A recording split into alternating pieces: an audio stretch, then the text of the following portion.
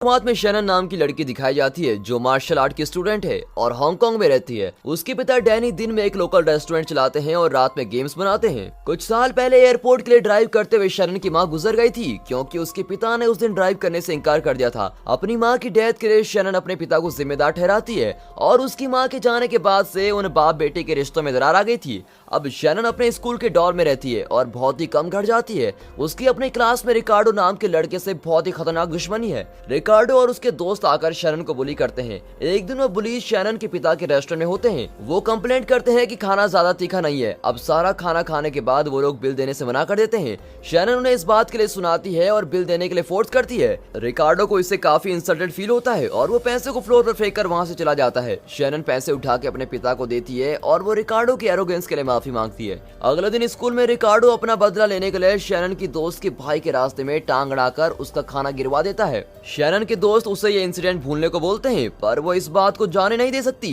Shannon police के group के साथ बैठती है और बहुत ही कॉन्फिडेंस से उनकी थाली से खाना खाती है। रिकार्डो डर के उसको अकेला छोड़ के अपने दोस्तों के साथ वहाँ से चला जाता है और बाद में शैनन को पता चलता है कि ड्रायर में पड़े हुए कपड़े रिकार्डो ने खराब किए हैं। वो ग्रुप शैनन को रोज परेशान करता है और जब कुछ गलती कर दे तो उस पे हंसता है। उसके लंच बॉक्स में फ्रॉक्स डाल देते हैं और उसे बार बार गिराता है। एक लोकल दुकान का मालिक अपने घर के बाहर हर रोज फाइटिंग मैचेस रखता है। शैनन को पता चलता है कि रिकार्डो ने आज तक जिस किसी से भी लड़ाई की है उन्हें हमेशा हराया है। वो ये अपॉर्चुनिटी लेके रिकार्डो को सबके सामने चैलेंज करती है। यहाँ तक कि वो ये शर्त भी लगा देती है कि अगर वो हारा तो उसे स्कर्ट पहननी होगी। बदले में रिकार्डो भी बोल देता है अगर वो जीता तो शैनन अपने बाल कटवा के लड़कों की तरह ही रहेगी। और अब लड़ाई शुरू होती है और कुछ देर तक चलती है लेकिन रिकार्डो शैनन से ज्यादा स्किल्ड है, ये बात साफ साफ दिखाई दे रही है। अचानक से वो शैनन को ऑफ गार्ड पकड़ लेता है और वो उसके पेट में पंच करता है। दर्द के कारण शैनन आउट हो जाती है। पंच के बाद वो उठ नहीं पाती और एक किक में हार जाती है। अब रिकार्डो उस पे हंसता है और उसे सीजर देता है और कहता है कि चलो अपने बाल काटो, और वो अपने बाल काट भी देती है।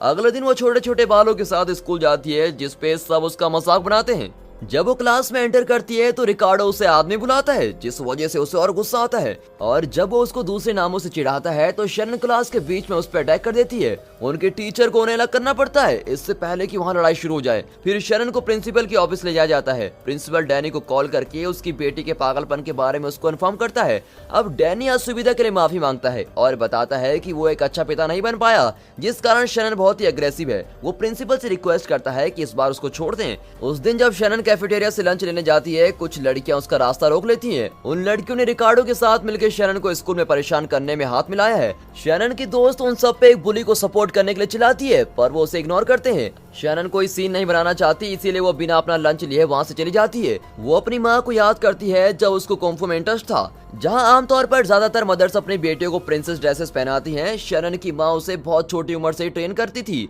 वो ये मानती थी कि कुंफू को शैनन जैसी लड़कियां उतनी ही चाहिए जितनी शैनन को कुंफू। उस रात डैनी शैनन को कॉल करके वीकेंड के लिए घर आने को बोलता है क्योंकि वो 3 महीने से घर नहीं आई है। शैनन पहले तो हिचकिचाती है पर फिर मान जाती है। अपनी बेटी से बात करने के बाद डैनी एक इन्वेस्टर को कॉल करके उसे अपनी नई गेम को टेस्ट करने के लिए बुलाता है। उसने एक वर्चुअल गेम बनाई है जिसमें रियलिटी में लड़ना पड़ता है जीतने के लिए। उस रात शैनन घर जाके अपने पिता से मिलती है। डैनी उससे बात करने की कोशिश करता है पर वो बहुत ही रूड बिहेव करती है। जब वो उसे इम्पोलाइट बुलाता है तो वो जबरदस्ती हंसती है और इग्नोर करती है। अब डैनी उसे उसके बालों के बारे में पूछता है पर शैनन बात घुमा देती है और उसे नहीं बताती कि उसको बुली किया जाता है। जब डैनी उसकी माँ के जाने के बाद से उसके बदले में बिहेवियर के लिए बोलता है तो वो उसे इस सब के लिए ब्लेम करती है और उसकी बातों से हर्ट होकर डैनी वहाँ से चला जाता है। कुछ टाइम बाद शैनन डैनी के घर के ऑफिस में जाती है और यूं ही घूमती है। वो टेबल पे पड़े एक अजीब नेकलेस को नोटिस करती है पर उसके बारे में ज्यादा नहीं सोचती। उसे उसके वर्क स्टेशन पे एक हेडसेट भी मिलता है और वो उसको पहनने का फैसला करती है। जैसे ही वो उसको पहनती है वो चाइना के एंसेंट वर्चुअल वर्ल्ड में एंटर करती है।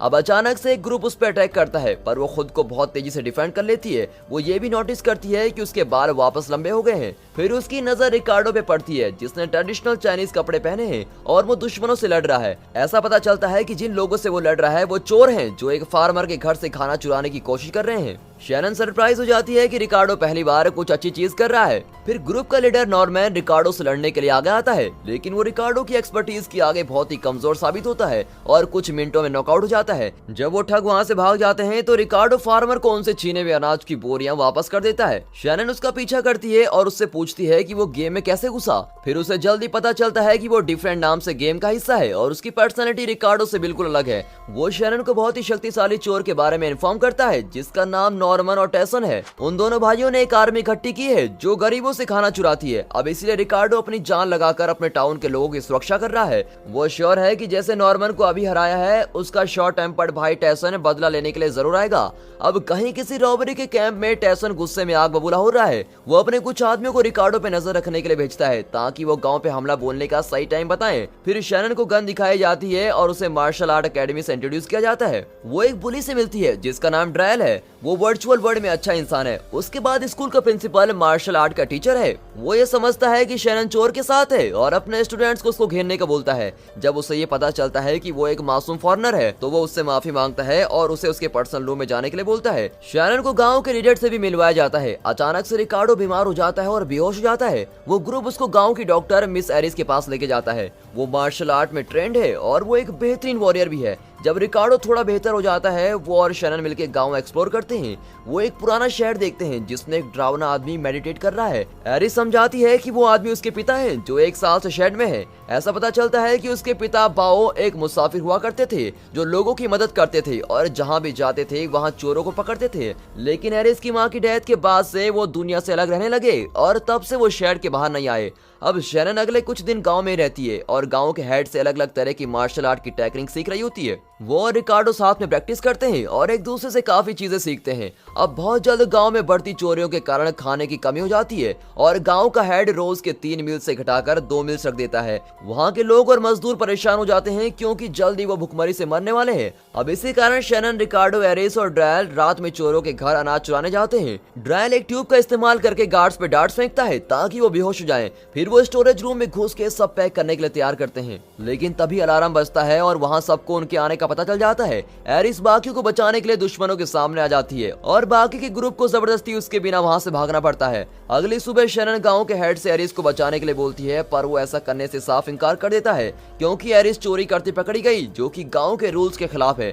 उसके बाद वो एरिस के पिता बाओ से मदद मांगने के लिए जाती है। वो एरिस के पिता को अपनी मां की डेथ से जुड़ी हर बात बताती है और कैसे उसने अपने पिता को इसके लिए ब्लेम किया ये भी। अब शैनन बोलती है कि फिर भी उसके पिता उसके साथ हमेशा अच्छे रहे और वो मानती है कि उसकी गलती थी जो उसने उन्हें ब्लेम किया। वो उम्मीद खोने ही वाली होती है कि तभी बाओ अपनी बेटी को बचाने के लिए शेड से बाहर कदम रखते हैं। उनका ग्रुप चोरों के बेस पे अटैक करता है और एरिस को बचाने से पहले गार्ड से लड़ता है। फिर वो बाप बेटी दोबारा मिलते हैं और पहले की तरह ट्रिप पे जाने का प्लान बनाते हैं। शैनन चाहती है कि चोरों के पूरी तरह वहाँ से जाने तक वो वहीं रुके, लेकिन बाओ बोलता है कि उसे भरोसा है कि बाकी सब चोरों को रोक लेंगे। जब टेसन को पता चलता है कि उसके ट्रूप्स पे अटैक हुआ है, वो गाँव में अपने सोल्जर्स के साथ घुसने की तैयारी करता है। ये जानते हुए कि वो अटैक करने वाले हैं, शैनन, रिकार्डो और ड्रायल उसे रोकने के आइडिया सोचते हैं। शैनन जानती है कि उसे रोकने का कोई न कोई तरीका तो जरूर है क्योंकि आखिरकार ये एक गेम है। फिर उसे वो नेकलेस याद आता है जो उसने उसके पिता के टेबल पे देखा था, जो कि सेम वही नेकलेस है जो एक सोल्जर ने पहना हुआ है। वो खुशी खुशी अपने पिता के हिंट के लिए थैंक्स करती है। अब कुछ घंटे बाद टेसन अपने सोल्जर के साथ गांव पे अटैक करता है। गांव का हेड और उसके सभी स्टूडेंट्स अपने पूरे दिमाग के साथ उससे जंग करते हैं और लड़ाई के बीच में शैनन वो नेकलेस और उसे पहने हुए आदमी को नोटिस करती है, लेकिन उससे लड़ते हुए वो मारी जाती है और वो रियलिटी में वापस आ जाती है। शैनन हार नहीं मानती और फिर से हेडसेट पहन लेती है। फिर पता चलता है कि उसके पास एक और लाइफ बची हुई है, जिसका मतलब है कि वो गेम को फिर से जहां से उसने छोड़ा था वहीं से शुरू कर सकती है। इस बार वो सोल्जर को मार देती है और उसका नेकलेस ले लेती है। अब लॉकेट खोलने पे उसे उसकी माँ की पिक्चर दिखाई देती है। 1 सेकंड के अंदर टेसन के सारे सोल्जर गायब हो जाते हैं क्योंकि शैनन क्लू को ढूंढ पाई है। जब बस अकेला टेसन ही बचता है तो वो सब उसे ओवरपावर करके मार डालते हैं और बैटल जीत जाते हैं। उसके बाद हम शैनन और रिकार्डो को नदी के किनारे देखते हैं। वो बोलती है कि उसे उसके पिता की याद आ रही है और वो उसे वापस रियलिटी में भेज दे।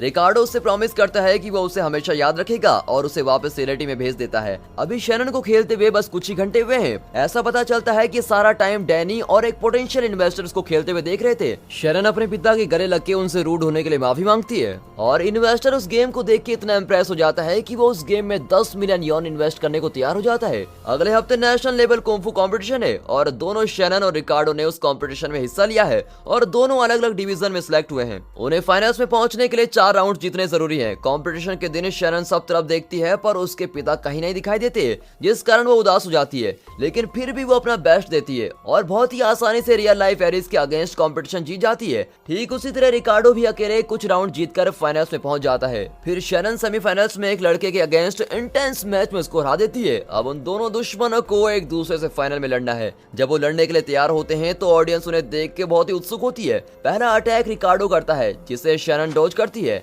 उसी तरह रिकार्डो भी शैनन के सब अटैक्स को डॉज करता है। अब पहला राउंड खत्म होता है जिसमें दोनों में से एक को भी सही तरीके से हिट नहीं लगी होती है। रेफरी सीटी मार के बताता है कि राउंड खत्म हो गया है, लेकिन रिकार्डो फॉल खेल के शैनन पे फिर अटैक करता है। अब उसका स्कोर कट जाता है पर वो फिर भी पीछे नहीं हटता। अब अगले राउंड में वो दोनों स्किल्स और स्ट्रेंथ में बराबर दिखाई देते हैं। अचानक से शैनन रिकार्डो की पीठ पर लात मारती है जिससे वो गिर जाता है। रिकार्डो गुस्से में दोबारा रूल्स तोड़ता है और उसके घुटने के पीछे मारता है। शैनन दर्द में होने के बाद भी अगले राउंड के लिए खड़ी होती है। इस बार वो फिर से रूल तोड़ते हुए उसके सर के पीछे मारता है और शैनन ऑलमोस्ट नॉकआउट हो जाती है। लेकिन तभी वो अपने पिता को ऑडियंस में क्रैब की कॉस्ट्यूम में चीयर करते हुए देखती है। नई मोटिवेशन के साथ वो रिकार्डो से लड़ने के लिए दोबारा खड़ी होती है। उसे वो टेक्निक याद आती है जो उसने वर्चुअल रिकार्डो के साथ सीखी थी और वो उसे उस पे इस्तेमाल करती है। वो बहुत ही स्मूथली काम करती है और वो उसको नॉकआउट करके कंपटीशन जीत जाती है। क्राउड उछल के शैनन को चीयर करती है और वो भाग के अपने पिता के पास जाके उनको हक करती है। अब आखिरी सीन में वो वापस स्कूल में होती है। वो रिकार्डो से दोस्ती करती है और वो बोलता है कि आखिरी मैच जीतना तुम्हें डिजर्व करती थी। और दोस्तों यहाँ पर ये मूवी खत्म होती है।